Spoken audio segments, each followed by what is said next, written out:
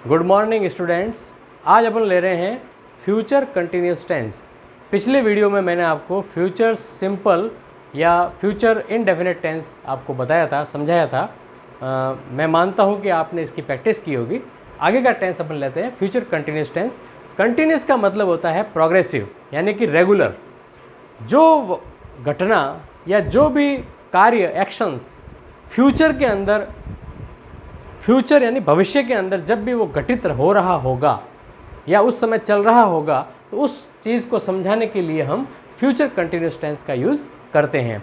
इसके अंदर हिंदी के अंदर वाक्यों के अंत में रहा होगा, रही होगी, रहे होंगे इत्यादि आएंगे। जैसे सुरेश वहाँ जा रहा होगा, जैसे मैं कल खेल रहा हूँगा, यानी कल मैं खेल रहा हूँगा, कल आने वाले कल की बात कर रहा हूँ, फ्यूचर की बात। तो इस तरह से यहाँ पे रहा होगा, रही होंगी, रहे होंगे, ये शब्द जो हैं वो हिंदी में वाक्यों के पीछे आते हैं। इसका एफर्मेटिव सेंटेंस के लिए सबसे पहले सब्जेक्ट आएगा, फिर इसकी हेल्पिंग वर्ब शैल बी या विल बी आएगा।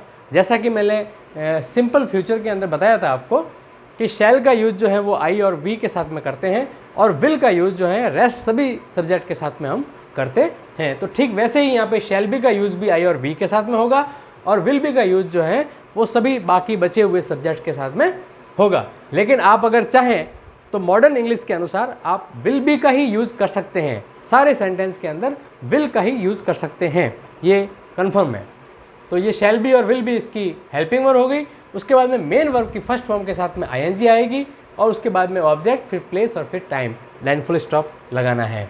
अब इसका एग्जाम्पल है, जैसे सुरेश वहाँ जा रहा होगा, तो यहाँ पे जो सब्जेक्ट हैं वो सुरेश हैं, सुरेश सिंगुलर है, यहाँ पे आपको विल बी का यूज़ करना है, Suresh will B.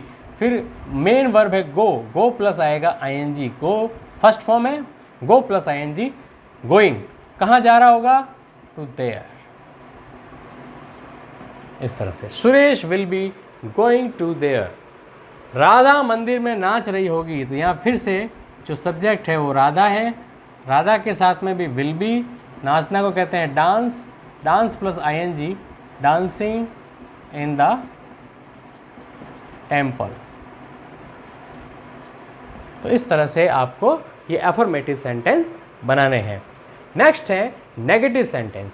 Negative sentence में जो एफर्मेटिव के अंदर जो आपके हेल्पिंग वर्ब आई थी शैल बी और विल बी, उसके बीच में आपको नॉट लगाना है, will not B, shell not B, इस तरह से लगाना है।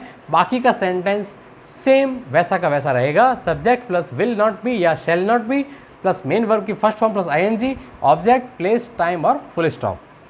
तुम नहीं सीख रहे होंगे, यू, यू के साथ में विल आएगा, विल नॉट बी लर्निंग, तुम नहीं सीख रहे होंगे, यानी आने वाले कल की बात बताई है। वे नहीं देख रहे होंगे, they will not be watching, वे नहीं देख रहे होंगे।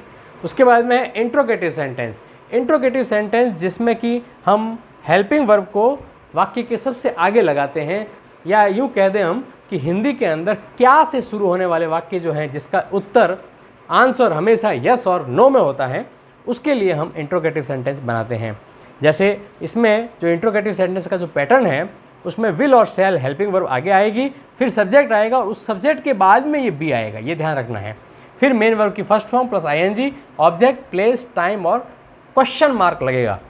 क्या हम उसे पढ़ा रहे होंगे। अब ये क्या से शुरू होने वाला वाक्य है, ये वो वाला क्या नहीं है, व्हाट वाला क्या नहीं है, ये क्या जो सबसे आगे आने वाला क्या है जिसके अंदर उसका उत्तर हम यस और नो में दे रहे हैं। जैसे क्या हम उसे पढ़ा रहे होंगे, यानी हम है तो इसके लिए शैल आएगा, शैल वी बी पढ़ाना, टीचिंग,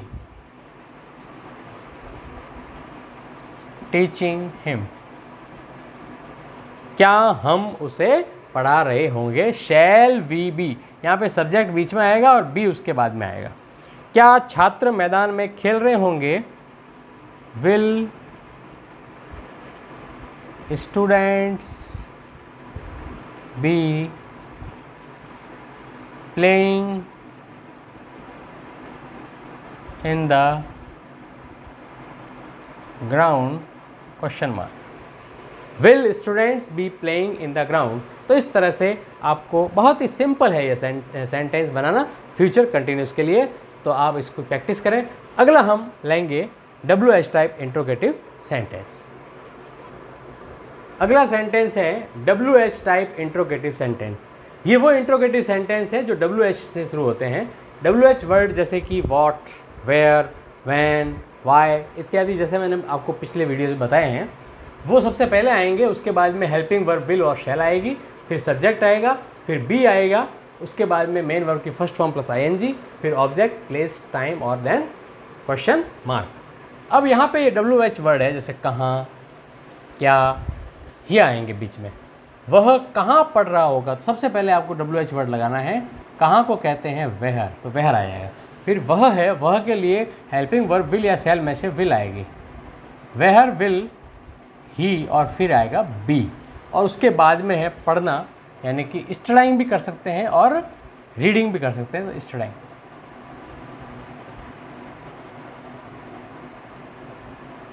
ये where will he be studying, वह कहाँ पढ़ रहा होगा, यानी वो कहाँ स्टडी कर रहा होगा, उसके बारे में पूछा गया। वे क्या देख रहे होंगे, तो क्या को कहते हैं what. What will they be watching. TV के ऊपर या सिनेमा हॉल में वो क्या देख रहे होंगे, तो what will they be watching. तो इस तरह से आपको WH वाले वाक्य बनाने हैं। उसके बाद में है interrogative negative sentence. Interrogative negative के अंदर दोनों इंट्रोगेटिव होंगे, जो क्या से शुरू होने वाले इंट्रोगेटिव वो भी होंगे और WH वाले होंगे वो भी होंगे। उन सब के साथ में नेगेटिव सेंटेंस कैसे यूज़ किए जाते हैं, तो इसमें सब्जेक्ट के बाद में आपको नॉट का यूज़ करना है। जैसे क्या वो बच्चा सो नहीं रहा होगा, तो यहाँ पे बच्चा, जैसे कि बच्चे को किड भी कहते हैं। Will that kid not be. अब ये किड जो है उसके बाद में नॉट का प्रयोग हुआ। किड सब्जेक्ट है, दैट किड ये सब्जेक्ट है, और उसके बाद में नॉट का यूज हुआ बी के ठीक पहले। उसके बाद में मेन वर्ब की फर्स्ट फॉर्म प्लस ING आएगी, सोना, स्लीपिंग।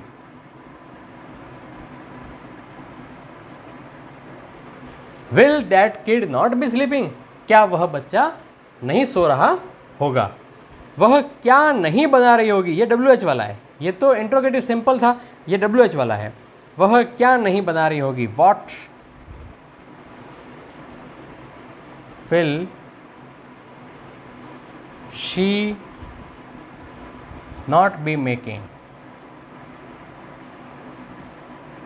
वह क्या नहीं बना रही होगी, तो नॉट का यूज जो है वो सब्जेक्ट के ठीक बाद में और बी के ठीक पहले करेंगे। उसके बाद में वर्ब की फर्स्ट फॉर्म प्लस ING का यूज़ होगा। तो स्टूडेंट्स, इस तरह से आपका ये फ्यूचर कंटिन्यूस टेंस कंप्लीट हुआ। इसका यूसेज भी वही है कि भाई फ्यूचर के अंदर कोई भी काम अगर प्रोग्रेसिव हैं, कंटिन्यूस हैं, रेगुलर हैं, तो उसके लिए, उसको बताने के लिए हम जो है ये फ्यूचर कंटिन्यूस का यूज़ करते हैं। दूसरा यूज़ हम ये कह सकते हैं कि अगर कोई प्लान्ड है कि मैं 5 तारीख को तुम्हें मिलूँगा, तो ये प्लान्ड होगा, मिल रहा होऊंगा, तो ये भी एक फ्यूचर कंटिन्यूस का टेंस है। वैसे ये भी फ्यूचर के अंदर होने वाली घटना को ही बता रहा है प्रोग्रेसिव रूप में, इसलिए आपको इसका यूसेज इसी टेंस के अंदर समझ में आ गया होगा। अब आपको ये इस टेंस की अच्छी तरह से प्रैक्टिस करनी है, इसके नोट्स बनाने हैं। अगर आपको ये वीडियो पसंद आया हो तो आप इसको लाइक, सब्सक्राइब ज़रूर करें और अपने दोस्तों को शेयर अवश्य करें। इसका जो PDF है वह डिस्क्रिप्शन बॉक्स के अंदर मैं आपको दे दूंगा, आप उसको देख लें और इसकी प्रैक्टिस करें। Thank you.